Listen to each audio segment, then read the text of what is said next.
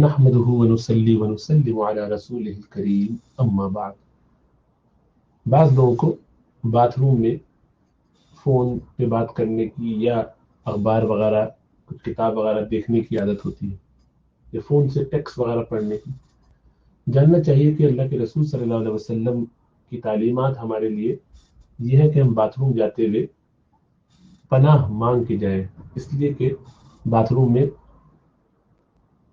شیاطین ہوتے ہیں اور وہ انسان کو گندے خیالات اور کاموں میں مبتلا کرنے کی کوشش کرتے ہیں۔ اسی لیے ہم دعا پڑھتے ہیں کہ اللہم انی اعوذ بک من الخبث والخبائث، اے اللہ میں پناہ مانگتا ہوں آپ کی خبیث مردوں اور عورتوں کی، جنوں کی طرف سے کہ جو متعین ہے اور وہاں پر گندے خیالات اور باتیں لوگوں کے دلوں میں ڈالتے ہیں، ان سے آپ کی پناہ میں آتا ہوں گویا۔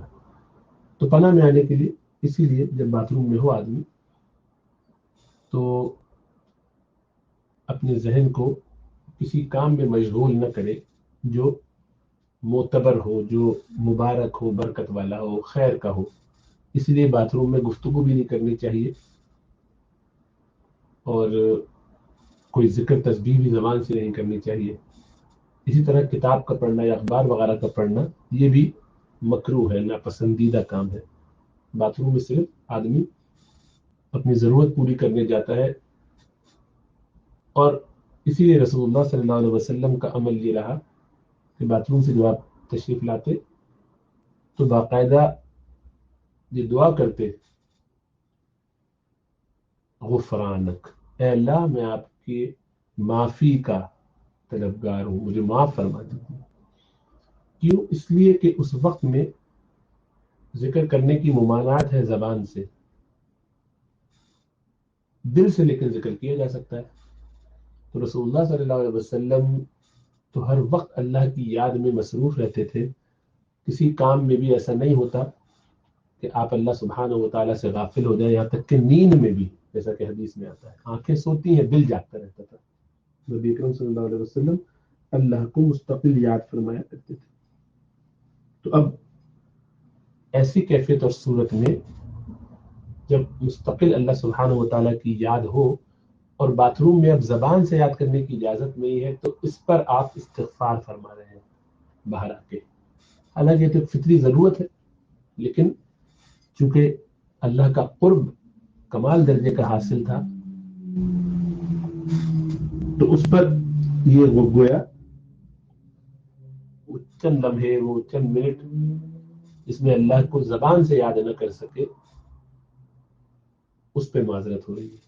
تو آپ اندازہ کیجئے کہ ہمیں کیا کرنا چاہیے۔ بس باتھ روم جا کے اپنا کام، ضرورت پوری کی اور باہر آئے۔ اپنا وقت برباد کرنا، مستقل خیالات میں لگے رہنا، الٹی پلٹی چیزیں دیکھنا، سیکھنا، سوچنا، واٹس ایپ ہے، فون ہے، میسیجز دیکھ رہے ہیں، گفتگو کر رہے ہیں، اخبار دیکھ رہے ہیں، یہ سب بالکل ناپسندیدہ کام ہے۔ اس کی بہت سی بے برکتیں ہیں، بہت سی بے برکتی ہوتی ہے زندگیوں میں، اور ہمیں نظر نہیں آتا۔ کبھی وہ اولاد بیمار ہو گئی، خود بیمار ہو گئے، نوکری چھن گئی ہے، حالات خراب ہو رہے ہیں، بیماریاں آ رہی ہیں، کسی کا انتقال ہو گیا، وہ بھی پریشان ہوتے ہیں کہ یہ سب صحیح نہیں چل رہا، تجارت صحیح نہیں ہو رہی۔ تو بس اسی لیے کہ جب آپ نے اپنے گھروں میں بہت ساری بے برکتی کے کام لگائے ہوئے ہیں تو ان میں یہی کچھ ہوگا۔ ادھر ٹی وی چل رہا ہے، ادھر میوزک چل رہا ہے، ادھر فلمیں لگ رہی ہیں، ادھر تصویریں لگی ہوئی ہیں، پھر باتھ روم جا رہے ہیں، اس میں گفتگو ہو رہی ہے،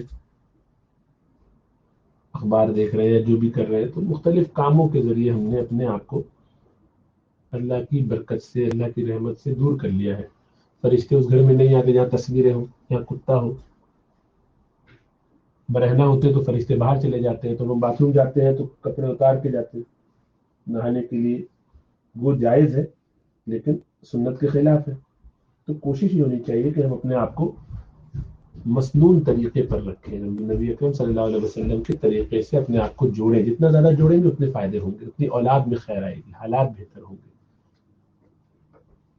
استغفار کرنا چاہیے، اللہ کی طرف رجوع کرنا چاہیے، اور ایسے کاموں سے بچنا چاہیے۔ اللہ اپنا فضل فرمائے۔